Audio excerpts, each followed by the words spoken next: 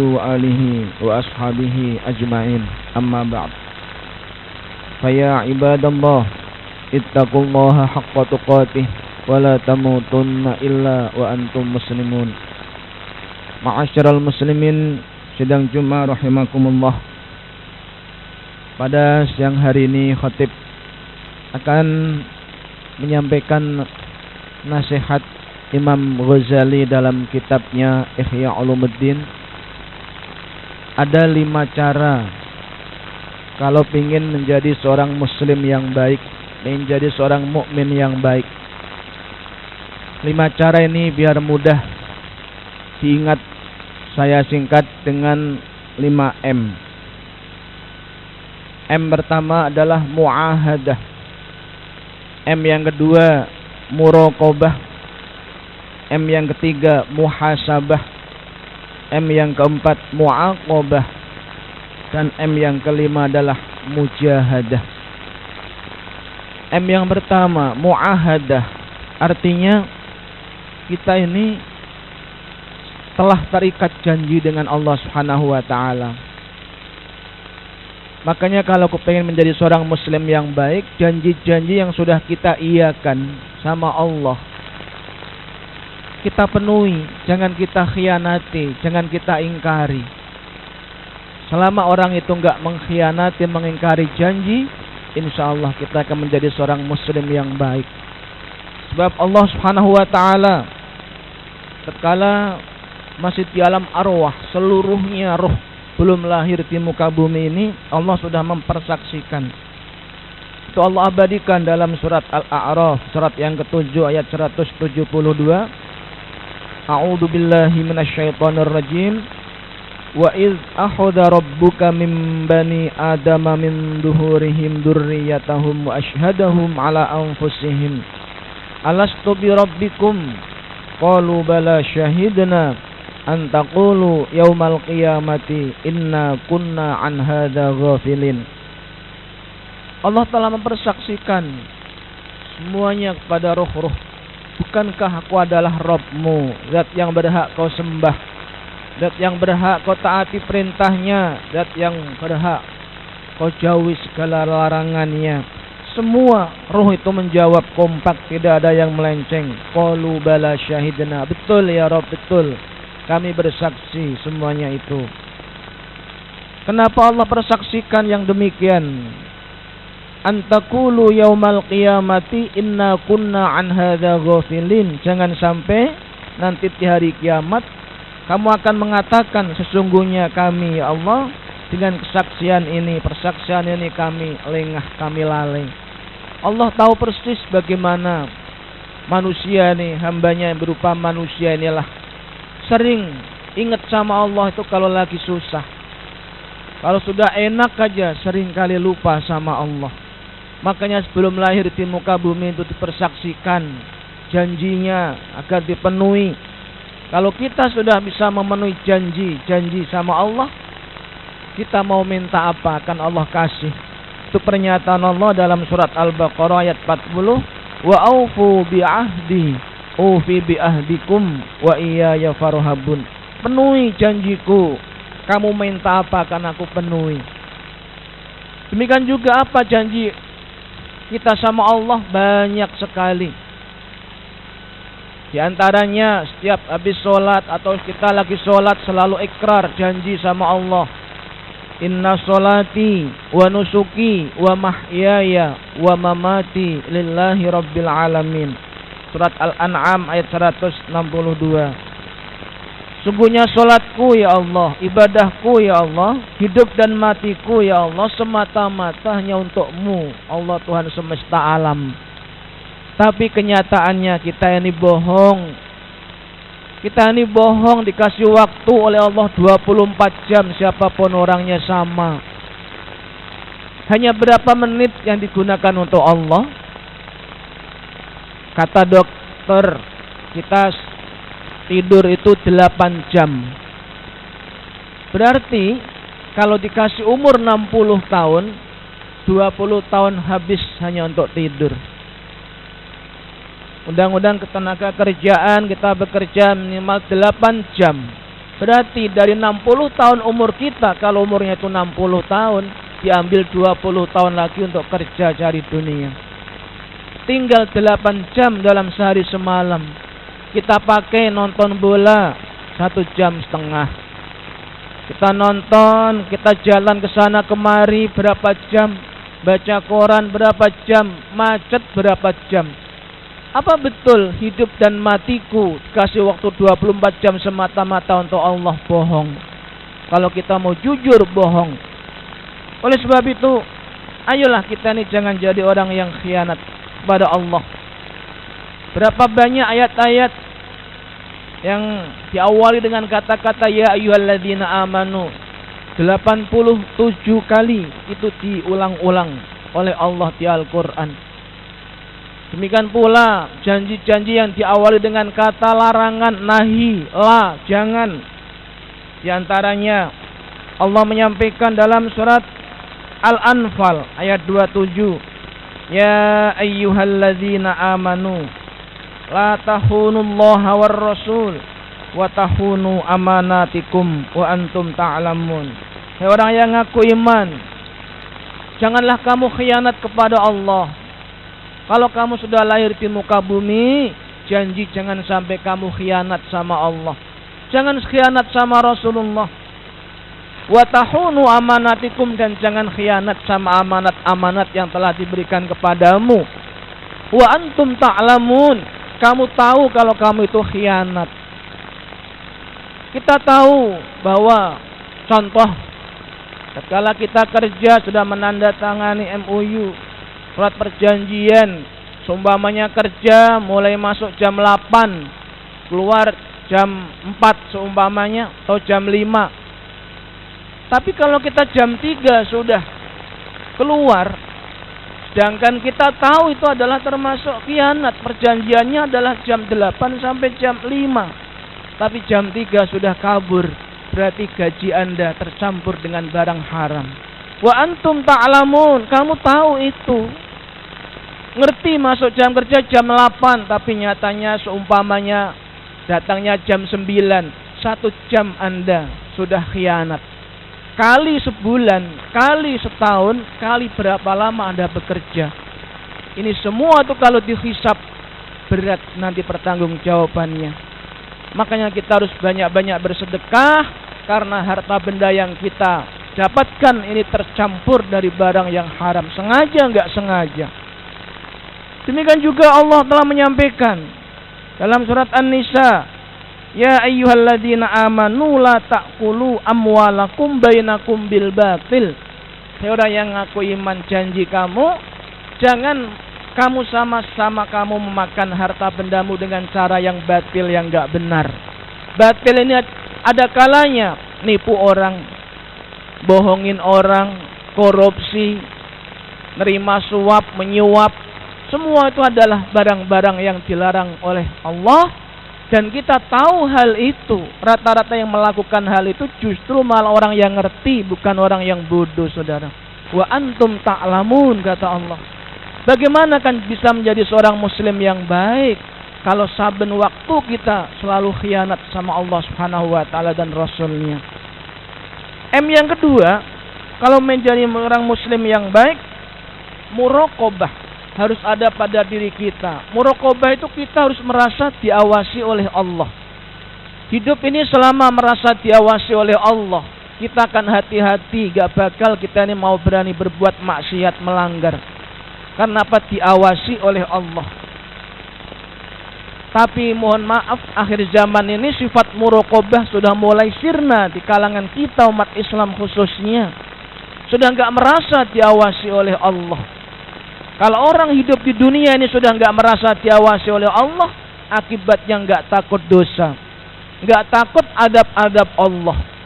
Sampai Rasulullah menyampaikan dalam hadis muttafaqun alaih dari sahabat Abu Hurairah, la yazni zani hina yazni wa huwa mu'min. Tidak mungkin ada seorang mukmin berani berbuat zina selama dia itu merasa diawasi oleh Allah, imannya itu masih ada. Wala yasriku sariku hina yasriku wa huwa mu'min. Enggak mungkin ada seorang mukmin berani mencuri, berani korupsi selama merasa diawasi oleh Allah, selama imannya itu masih ada. Kalau sampai ada orang mukmin bisa berbuat zina, dia bisa mencuri, dia bisa berbuat maksiat, korupsi, berarti Allah sudah disingkirkan, gak merasa diawasi oleh Allah. Betapa tersinggungnya Allah. Kalau ada apa-apa, ada masalah, mintanya sama Allah, giliran sudah dikasih Allah, gak dianggap. Coba. Oleh sebab itu, ilustrasinya, makhluk kucing, binatang yang gak dikasih akal oleh Allah, biarpun di atas meja kita bermacam-macam ikan, tapi karena kucing itu merasa diawasi sama kita yang punya ikan di meja itu, saya yakin kucing manapun gak bakal berani loncat di atas meja. Itu kucing paling pelirik. Karena kalau dia ngeloncat ngambil ikan, babak belur dia. Tapi banyak manusia, mohon maaf, merasa nggak diawasi oleh yang menciptakannya, yang punya kita. Maka perbuatannya, mohon maaf, kadang-kadang malah lebih jelek ketimbang binatang. Itulah dalam surat Al-A'raf, bahwa ulaika kal an'ami balhum adall, mereka itulah bagikan binatang, bahkan lebih sesat ketimbang binatang. Itu kata Allah, karena dikasih akal nggak mau menggunakan akalnya ya. Kalau binatang berbuat salah karena nggak punya akal, ini manusia dikasih akal, ngerti itu haram, kita ngerti bahwa itu menyebabkan kita masuk neraka, tapi kok nyebur di dalam neraka dengan sengaja? Bukankah lebih sesat? Kalau kita menyalakan api yang besar, binatang apapun gak bakal, ada kucing, ada kebo, ada kambing, ada sapi, ayam gak bakal ngeloncat dalam api yang besar itu. Itu binatang. Tapi ngerti kalau menelantarkan sholat itu nanti akan nyebur di neraka. Banyak manusia dikasih akal, masih juga menelantarkan sholatnya. Sampai Jumatan yang seminggu sekali, sampai nggak bisa meluangkan waktu untuk Allah. Hanya untuk dunia kau habiskan untuk dunia. Kita ini mau nyari apa, Bapak Ibu? Mau nyari apa di dunia ini? Nyari jabatan yang tinggi, oke. Kalau sudah kau dapatkan, apakah jabatan itu akan kau bawa mati? Tidak. Mau nyari harta benda, mobil yang berjejer, rumah yang banyak, oke. Kalau sudah kau dapatkan, apakah harta bendamu itu kalau mati kau bawa? Tidak. Mau nyari perempuan yang cantik, oke. Kalau kau dapatkan, apakah wanita yang cantik kalau kau mati kau bawa? Tidak. Kalau semua tidak, kenapa enggak mau mencari sesuatu yang akan kita bawa kalau kita nanti mati, yaitu amal soleh? Itulah hadis muttafaqun alaih.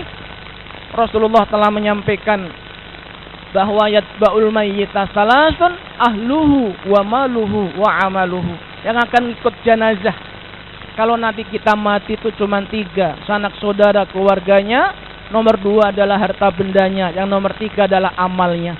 Cuman sayang fayarji usnani, yang 2 balik lagi nggak sanggup. Apa yang balik? Keluarganya, sanak saudara, cucu, mantu, semua nggak akan sanggup. Yang punya anak buah banyak, kalau kau mati anak buahmu juga nggak bakal bisa masuk ke dalam. Balik, harta benda semua balik. Jangankan mobil, tiker aja ketinggalan. Kadang-kadang tuh tikernya. Yang akan ikut kita terus adalah amal. Kenapa kita ini nggak mau banyak beramal yang jelas-jelas akan kita bawa mati? Makanya nanti akan menyesal.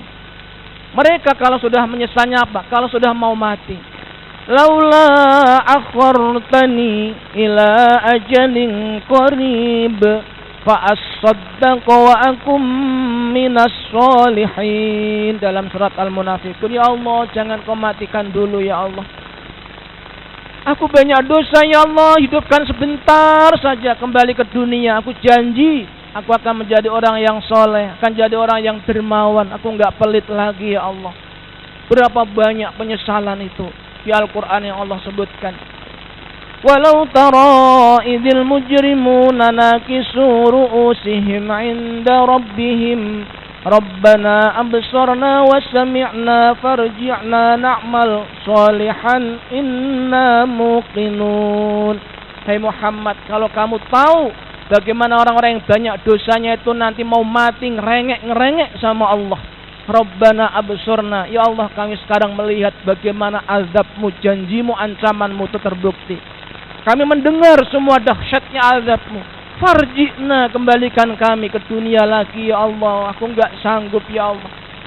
Na'mal solehah, kami janji akan beramal soleh. Yang selama ini aku tinggalkan. Aku terlalu sibuk dengan dunia, selalu sibuk dengan partai, sibuk dengan kerjaan, sampai melupakan bekal yang mestinya aku bawa mati ya Allah. Coba buka surat Al-Mu'minun ayat 99 sampai 100. Hatta idza jaa ahadahumul maut qala rabbirji'un la'alli a'malu sholihan fima taraktu kalla innaha kalimatun huwa qailuha wa min waraihim barzakhun ila yaumi yub'atsun. Tatkala roh sudah sampai kerongkongan, kalau sudah sakaratul maut, mereka akan apa? Ngerengek sama Allah. Rabbirji'un, ya Allah, kembalikan aku ya Allah. Kembalikan ke dunia lagi ya Allah. Dosaku banyak ya Allah. Aku enggak sanggup ya Allah kepengen amal soleh. Itu Allah ceritakan pasti terjadi saudara. Kenapa enggak takut makan barang haram saudara? Kenapa enggak takut melanggar aturan-aturan agama? Siapa yang nyelamatin kamu? La'alli amalu sholihan fima taraktu. Aku janji ya Allah kalau bisa hidup lagi aku akan beramal soleh yang selama ini aku tinggalkan ya Allah. Apakah dituruti oleh Allah? Kalla, enak aja. Innaha kalimatun huwa qailuha. Itulah ucapan-ucapan orang yang mau mati kalau dia sudah melihat adab-adab Allah. Siapapun orang yang banyak dosa akan ngerengek sama Allah. Kalau sudah seperti itu, penyesalan yang sudah tidak bisa kita perbaiki saudara. Kenapa enggak mau sekarang menyesalnya mumpung kita masih ada waktu saudara? Merasalah muraqabah yang harus kita pegang. Kalau kita sudah merasa diawasi oleh Allah, akan hati-hati, hidup ini enggak sembarangan saudara. Yang ketiga adalah muhasabah. Setelah ingat janji, kita merasa diawasi oleh Allah, maka harus introspeksi diri. Orang itu selama mau introspeksi dirinya sendiri atas kesalahan dan dosanya, insya Allah dia akan hati-hati. Oh iya benar. Ya Allah, kenapa anak-anak saya suruh sholat kok susah? Pantes apa yang saya sampaikan, yang saya berikan kepada keluarga tercampur barang haram. Hasil saya korupsi, hasil saya nipu orang. Pantes anakmu diajak sholat, diajak ibadah susah. Kata Rasulullah, at-ta'amu bidrul a'mal. Makanan itulah benih-benih amal perbuatan. In dakhala halalan kharaja halalan. Kalau yang masuk di perutmu, di perut keluargamu dari barang yang halal, keluarnya pun kalau diajak ibadah juga halal, gampang kalau diajak urusan-urusan amal soleh. Tapi sebaliknya, wa in dakhala haraman, kalau yang masuk di perut anakmu, perut keluargamu, perutmu sendiri dari barang yang haram, khoroja haraman. Kalau diajak amal-amal soleh juga bawanya berat, maunya ke maksiat. Maka kita harus introspeksi diri. Ya Allah, kenapa kurang apa hidup kami? Ya Allah, serba kecukupan, tapi kenapa rumah tangga kami berantakan semua?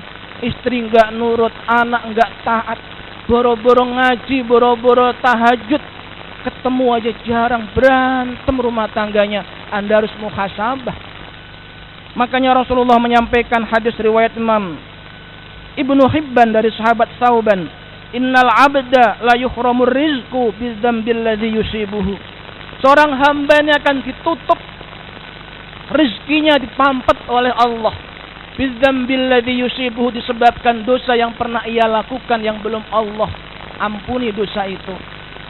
Usaha susah, udah kesana kemari susah. Anda harus introspeksi, tobat kepada Allah terlebih dahulu. Kalau sudah diampuni dosa-dosamu, nanti akan Allah buka sedikit demi sedikit jalan hidupmu. wa yarzuqhu min haitsu la yahtasib. Kalau kita nih wa may yattaqillaha yaj'al lahu makhraja wa yarzuqhu min haitsu la yahtasib. Oleh sebab itu jangan suudzon sama Allah. Hasibu anfusakum qabla an tuhasabu. Koreksi dirimu sebelum kau dikoreksi. Kemudian yang nomor 4 adalah muaqabah. Kalau sudah ingat janji, merasa diawasi oleh Allah, introspeksi diri terhadap dosa-dosa kesalahan kita, berani menyangsi terhadap kesalahan itu, meskipun kesalahan diri pribadi sendiri. Ini sudah Rasulullah buktikan. Wallahi law saraqat Fatimah bintur Rasul laqata'tu yadaha. Demi Allah, kalau Fatimah putrinya Rasulullah ini mencuri, akan aku potong tangannya. Tapi karena enggak mencuri, ya enggak dipotong. Demikian juga Umar bin Khattab. Kita tahu, silakan baca dalam biografinya Umar bin Khattab. Suatu hari Umar tuh kalau sholat itu selalu bareng sama takbirnya itu enggak lama. Rasulullah Allahu Akbar, Umar Allahu Akbar, enggak pernah ketinggalan. Suatu hari Umar nih sibuk mempersiapkan pohon-pohon kurmanya yang mau panen, mempersiapkan kuli-kuli, sampai sholatnya bukannya enggak jamaah sama Rasul, tetap jamaah sama Rasul, tapi jadi makmum masbuk. Biasanya Allahu Akbar, ini Umar ketinggalan takbirnya. Apa yang ketinggalan yang cuman sebentar, enggak sampai 1 rakaat? Itu Umar selesai sholat itu marah dengan dirinya sendiri. Ya Allah, gara-gara kebun kurmaku dunia itulah ya Allah, aku sampai sholat ketinggalan sama Rasulullah. Aku janji nanti selesai sholat semua ke pohon kurmaku akan aku jual semua dan aku sedekahkan kepada orang fakir miskin, biar sholatku gak ketinggalan lagi. Gara-gara ketinggalan cuman sebentar, ratusan juta itu dikorbankan, sedekahkan. Kita sering kali sholat duhur kadang-kadang jam 3, sholat asar 5:30, kadang-kadang maghrib macet di jalan. Pernahkah kita nyangsi terhadap diri kita sendiri? Jangan kita ayatnya tahu, fawailul lil musallin alladzina hum an sholatihim sahun. Yang terakhir nomor 5 adalah kalau sudah 4 ini terwujud, maka timbullah mujahadah. Ada kesungguhan dalam ibadah. Iya ya, rasanya kalau nggak ke masjid nyesel rasanya. Kalau nggak tahajud semalam nyesel. Kalau nggak sedekah sehari rasanya nyesel. Tanda-tanda sudah ada mujahadah pada diri kita. Kalau sudah mujahadah, apa janji Allah dalam surat Al-Ankabut? Walladzina jahadu fina lanahdiyannahum subulana wa innallaha lama'al muhsinin. Siapa saja yang benar-benar mujahadah membela agama kami, maka lanahdiyannahum, akan kami tunjuk, akan kami bimbing mereka. Kalau kita mau tersesat, akan Allah bimbing. Allah bersama orang-orang yang berbuat ihsan. Mudah-mudahan 5M ini ada pada diri kita semua, agar kita menjadi seorang muslim yang baik. Amin, amin ya rabbal alamin. Wa idza quriyal qur'anu fastami'u lahu wa ansitu la'allakum turhamun. A'udzu billahi minasy syaithanir rajim. Bismillahirrahmanirrahim. Wasari'u ila maghfiratin min rabbikum wa jannatin 'arduha as-samawati wal ardu u'iddat lil muttaqin. Barakallahu li wa lakum fil Qur'anil azim wa nafani wa iyyakum bima fihi minal ayati wa dzikril hakim wa taqabbal minni wa minkum tilawatahu innahu huwas samiul alim. Wa qur rabbighfir warham wa anta khairur rahimin.